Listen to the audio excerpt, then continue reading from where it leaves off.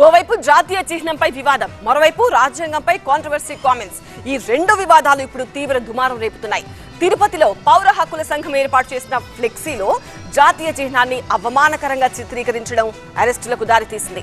ఇటు రాజ్యాంగాన్ని విమర్శిస్తూ ఏకంగా సిబిఐ మాజీ డైరెక్టర్ నాగేశ్వరరావు ఎక్స్ వేదికగా చేసిన కామెంట్స్ కాకరేపుతున్నాయి. తిరుపతిలో పౌర హక్కుల సంఘం ఏర్పాటు చేసిన ఫ్లెక్సీలు తీవ్ర దుమారం రేపుతున్నాయి. తిరుపతిలో పౌర హక్కుల సంఘం 20వ రాష్ట్ర మహాసభలు నేటి నుంచి 2 రోజుల పాటు జరగనున్నాయి. దీనిలో భాగంగా తిరుపతి పట్టణంలోని పలు సర్కిల్స్ లో ఫ్లెక్సీలు ఏర్పాటు చేశారు. అయితే ఈ ఫ్లెక్సీల్లో జాతీయ చిహ్నాన్ని అవమానకరంగా చిత్రీకరించారంటూ ఆరోపణలు వెల్లువెత్తుతున్నాయి. ప్రధానంగా జాతీయ చిహ్నం, దాని కింద ఉండే సత్యమేవ జయతే నినాదం ప్లేస్ లో సత్యమేవ పరాజయతే అని ట్యాగ్ లైన్ పెట్టడంపై పెద్ద ఎత్తున విమర్శలు వ్యక్తమవుతున్నాయి.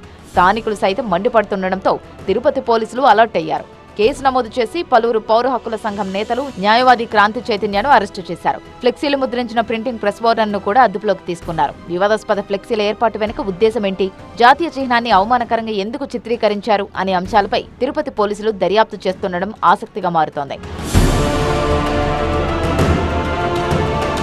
మరోవైపు సిబిఐ మాజీ డైరెక్టర్ నాగేశ్వరరావు ఎక్స్ వేదికగా పెట్టిన పోస్టు దేశవ్యాప్తంగా తీవ్ర చర్చనీయాంశమవుతోంది. భారత రాజ్యాంగం హిందూ వ్యతిరేకమని ఆయన చేసిన వ్యాఖ్యలు రాజకీయ, సామాజిక వర్గాల్లో కలకలం రేపుతున్నాయి. రాజ్యాంగ శిల్పులుగా గుర్తింపు పొందిన డాక్టర్ బిఆర్ అంబేద్కర్, బిఎన్ రావు ఇద్దరూ హిందూ వ్యతిరేకులేనని నాగేశ్వరరావు తన పోస్టులో పేర్కొనడం హీట్ పెంచుతోంది. భారత రాజ్యాంగాన్ని సలహాదారుగా ఉన్న బిఎన్ రావు తొలి ముసాయిదాను రూపొందించారని, కమిటీ చైర్మన్ గా అంబేద్కర్ ఆ ముసాయిదాను సవరించారని వివరించారు. నెహ్రూ, సర్దార్ పటేల్తో పాటు వివిధ కమిటీల నివేదికలను మాత్రమే రాజ్యాంగంలో చేర్చారని, అంబేద్కర్ స్వయంగా రాజ్యాంగాన్ని రచించలేదని నాగేశ్వరరావు అభిప్రాయపడ్డారు. భారత రాజ్యాంగానికి ఏకైక సృష్టికర్త అంబేద్కరే అనేది కూడా అవాస్తవమన్నారు సిబిఐ మాజీ డైరెక్టర్ నాగేశ్వరరావు. ఆ ఘనత బిఎన్ రావుది అని చెప్పినప్పటికీ ఉపయోగం లేదని, ఎందుకంటే బ్రాహ్మణుడైన ఆయన కూడా హిందూ మతాన్ని అణిచివేసే చర్యలకు పాల్పడ్డారని ఆరోపించారు. ఇక రాజ్యాంగంలోని 5వ, 6వ షెడ్యూల్స్ హిందూ సమాజాన్ని చీల్చేలా ఉన్నాయని, హిందువులకు సమాన హక్కులు లేకుండా చేశాయని నాగేశ్వరరావు తన ఎక్స్ పోస్ట్లో ఆవేదన వ్యక్తం చేశారు.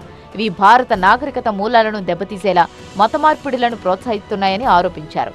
ఈ నేపథ్యంలోనే హిందువులంతా ఐక్యంగా నిలిచి కొత్త రాజ్యాంగం కోసం పోరాడాలని నాగేశ్వరరావు పిలుపునివ్వడం చర్చకు దారితీస్తోంది. మొత్తంగా అటు తిరుపతిలో పౌర సంఘాల వివాదాస్పద ఫ్లెక్సీలు, ఇటు భారత రాజ్యాంగం, అంబేద్కర్ టార్గెట్గా సిబిఐ మాజీ డైరెక్టర్ నాగేశ్వరరావు ఎక్స్లో హాట్ కామెంట్స్ చేయడం తీవ్ర దుమారం రేపుతున్నాయి.